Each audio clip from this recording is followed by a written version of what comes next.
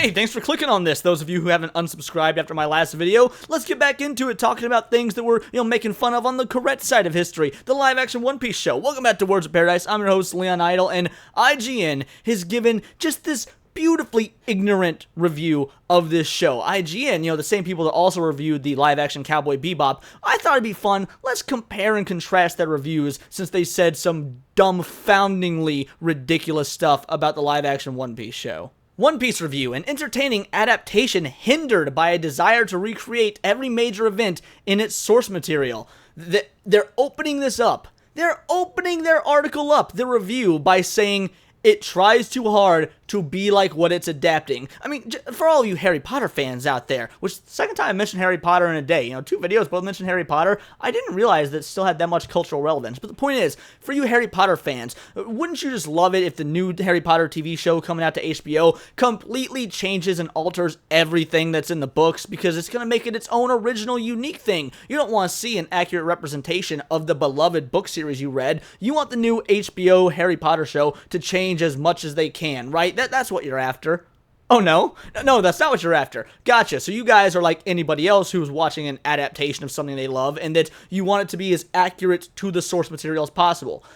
Well, let's see what IGN thinks of your guys' stupid thoughts on that. One Piece will go down as one of the best shonen anime ever created. Based on Eiichiro Oda's long-running and equally celebrated manga, it features a comical yet thematic-rich story full of amazing action sequences, heartfelt moments, godlike beings, and some of the most wholesome characters this side of Disney. I'd go so far to say that far more wholesome than anything Disney's come out with in the last 10 years, but so far, Kenneth Seward Jr. here seems to be onto something.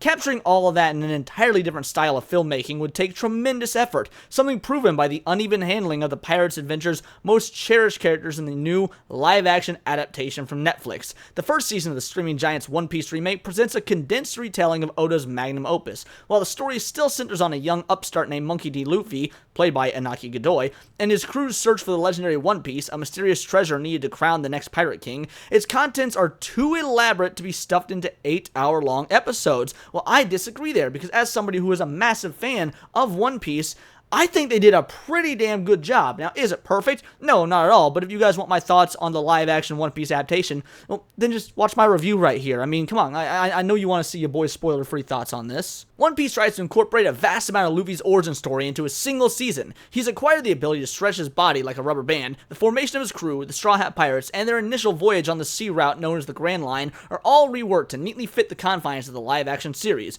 One Piece fans will recognize these broad strokes of the East Blue Saga as story told across 44 episodes of the anime and 95 chapters of the manga. I could be wrong, but I believe it's the first 61 episodes, but maybe it's 44. Either way, they'll also recognize that it would be impossible for all the plot to be trimmed down to fit into a Netflix show. Correct. And so what they did trim down, again, for the most part, they did very well. Unfortunately, the adaptation doesn't fully commit to its restructuring. Instead, it floats somewhere in the middle. So what you mean to say is, instead of trying to restructure everything completely, it adheres to the source material, the things that people want. It actually sticks to doing something that fans clamor for. Why is it that everybody hated Dragon Ball Evolution? Why is it that everybody hated Ghost in the Shell? Why is it that everybody hated Death Note? Why is it that everybody hated Cowboy Bebop? All movies and shows that are either canceled after one season or have been swept under the rug and are maligned on the internet. It's because they didn't follow the source material. But now we have a show that does that, and you're all upsetty spaghetti about it because, oh, you don't like Cowboy Bebop because it was woke. Remember how I made that video earlier about, things that aren't actually woke that people claim are, Starfield? No, Cowboy Bebop actually was woke. But not only was it woke, that wokeness inherently disrespected the source material, which caused everyone to hate it, and yet somehow you guys gave it a passing score. And now you're so upset that, Netflix has learned from that experience. They're giving people what they want, considering it has been universally praised. It has a 95% audience score on Rotten Tomatoes. And, oh, we don't like it because it doesn't change enough. Well, clearly the target audience disagrees with you, and the target audience are the ones the show was actually made for. trying to tell an abridged story while also including as much fan service as possible. A character's backstory might be shared via flashback, but the more intimate encounters needed to properly establish important facets of the adults' selves are absent. An otherwise impactful line from previous versions of One Piece sounds deflated, its significance dulled by context that's either only hinted at or outright omitted. Thanks to a quickened pace that emphasizes big, memorable moments over character development, most of the earnest interactions between the cast feels unearned. I almost agree with him here. There are 2 flashbacks in the show that I think do not hit anywhere near close to home like the original anime and manga do. That said, there's 5 characters, so I don't know, 60% of the time they did it A-OK, which is better than any other live-action anime adaptation just thus far. I do think that they kind of screwed up Usopp and Zoro's backstories, but again, we got something really stellar and incredible here. What are you asking for? Because you're not asking for something that is wholly faithful. That's clear by the fact that you're saying it tries too hard to stay faithful in your opening sentence. So I'm curious what you want, IGN. This One Piece struggles to own to be its own thing because it keeps trying to be the anime. It absolutely does not. It has changed quite a bit, and frankly, a lot of those changes I think work as a show. Minor spoiler alert, Arlong showing up earlier than normal works for this show.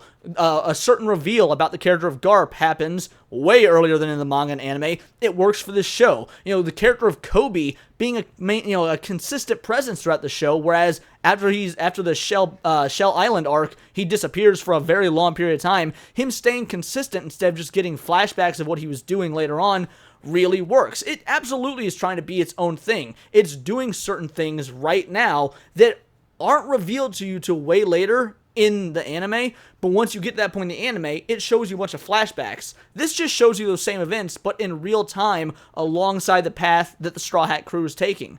That's doing something different. That's doing something that makes it its own unique version, but it's doing it in a way that works. So I don't know what you mean about it keeps trying to be the anime. First of all, the anime is an adaptation of the manga. This is really trying to be the manga. But yeah, let's say you think it's trying to be the anime.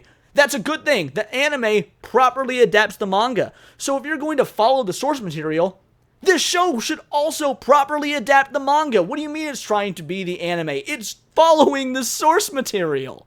That doesn't prevent the show from being entertaining. The first season does a solid job of establishing the unique characteristics of the world, the ever-shifting power dynamics of the various pirate and governmental factions, and the intrinsic harshness of a planet dominated by several large oceans. The action sequences are delightfully over the top. What do you mean they're delightfully over the top? I thought you said it keeps trying to be the anime. And you said it like it's a bad thing. Well, in the anime, the action sequences are delightfully over the top. So what? Where's the line? When is it good to be like the anime, and when is it bad to be like the anime? Like, can you riddle me that, buddy?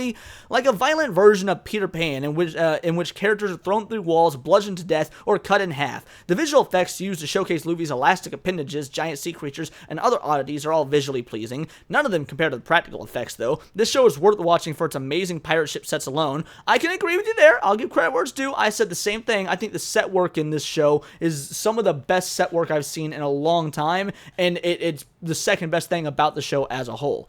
Essentially, showrunner Matt Owens and crew made sure that the series elicits the sense of adventure that's long been One Piece's calling card. The same can be said of the talented cast, who ground their characters while maintaining their campy and sometimes corny vibe.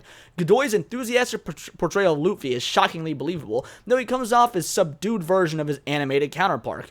I completely disagree there. He's subdued in the way that, acting-wise, they do pretty much the same thing. The reason he might seem more subdued, when you're watching the anime, it is, wait for it, animated, so you can do things you can't do in real life. You can make people's eyebrows, much bigger and more expressive. You can make people's eyes more expressive. You can have them literally grin from ear to ear to emphasize how much they're laughing or whatnot. So, yeah, real life absolutely limits the facial animation differences that would make him, as wild and goofy as he is, but the show more than makes up for that with the way the cast plays off of each other with some of the minor changes. Also, the way they make the show a bit more realistic and grounded in reality also helps the fact that Luffy is a bit more subdued. It's because this world as a whole is a bit more subdued, because it has to be to translate it to live action. Once again, you're talking about he comes off as a subdued version of his anime counterpart, but I thought you wanted this to be different. Your problem was that it's not different enough.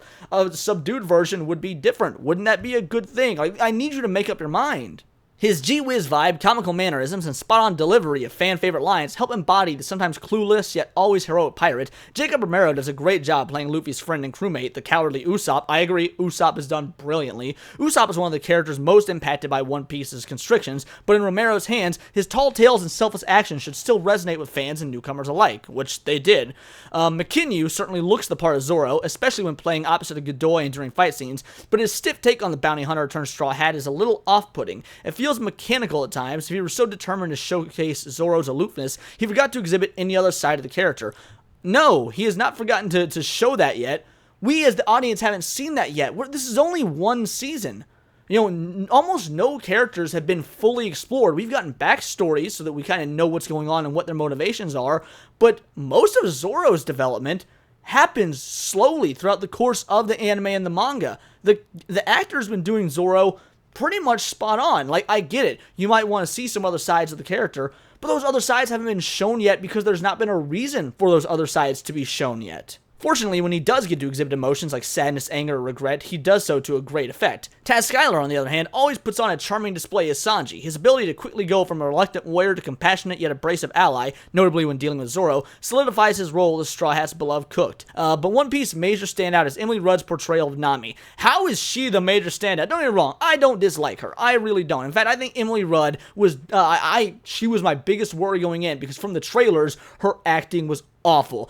Turns out it was just the way the trailers were cut when the show was actually going on. I had no issues with her. I do think they made Nami a bit too bitchy for my personal taste. I feel like even to her anime and manga counterparts, she wasn't this mean in the beginning, but I also haven't seen the early years of One Piece in a long time, so I could be misremembering. The point is, she's not the standout. Inaki Godoy as Luffy is the standout, but Emily Rudd is doing a fair job. Her knack for showcasing the navigator's tough-as-nails attitude with a mischievous slant. Mischievous?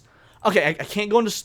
I'm not going to go into spoilers for those of you that haven't seen it, but it's beyond mischievous. They're talking so nicely of her because, I'm just going to guess, because she's the only female character. It's IGN. This is the sort of thing that's actually woke, guys, not Starfield from earlier. The way IGN is handling this article. That said, it's her passionate display of emotion when confronted by friend or foe that breathes life into the character. Thanks to Rudd, it's easy to believe that Nami cares about those around her, even when her actions prove otherwise. Oh my...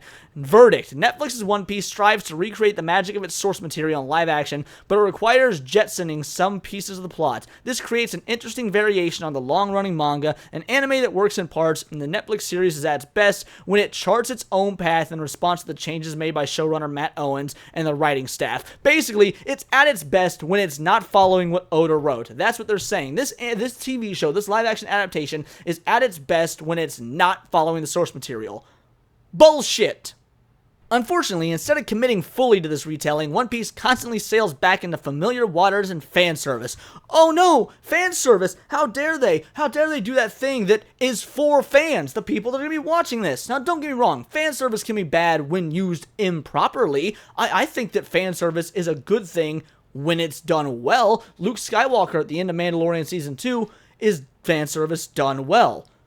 Anything else Star Wars has done fan service-wise ever since then, No, not fan service done well. You have to earn your fan service, and this show, in every instance where fan service happened, earned those moments.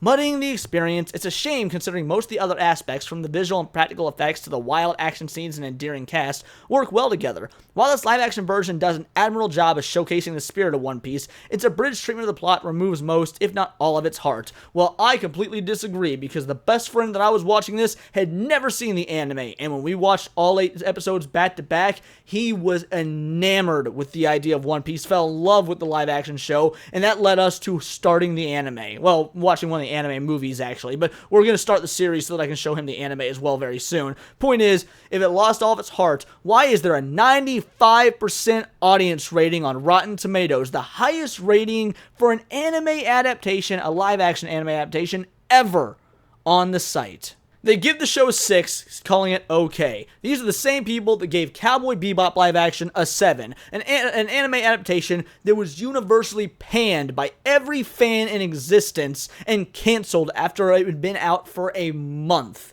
They canceled Cowboy Bebop after a single month. But One Piece is the one that gets the 6 because fans are just such idiots. For those of you that haven't seen it and haven't seen my review, like, seriously, watch my spoiler-free review, guys. I did this for you. It's a great video. But no, seriously, if you haven't seen the live-action One Piece adaptation, it's really good. It's not perfect, and I don't think any live-action adaptation of an anime, sans the Rurouni Kenshin films, are going to be perfect. But this is so much better than anyone on Earth could have seen coming, and I think it warrants all the respect that it, in my opinion, has absolutely earned. It follows the source material, and it caters to fans. You know, the people that this is actually made for. IGN are morons. They've always been morons, and they will continue to be morons. But I really need to point out the double standard of the fact that fans, the individuals who were, the ones that pay for the products and like the product, wanted Cowboy Bebop dead. And we got it. Fans got exactly what they wanted. Cowboy Bebop, dead on arrival. Everyone hated it. But now that the fans love One Piece and they want to see One Piece continue, now IGN is saying it's bad, it's only a 6. And what does that tell you about journalistic integrity and these sort of, nerd outlets that supposedly have your best interest at heart? Oh, we're just speaking from the point of view of the fans. We represent the fans. We're IGN. I mean, we get to cover E3 and Comic-Con. We're ultra mega nerds. Really?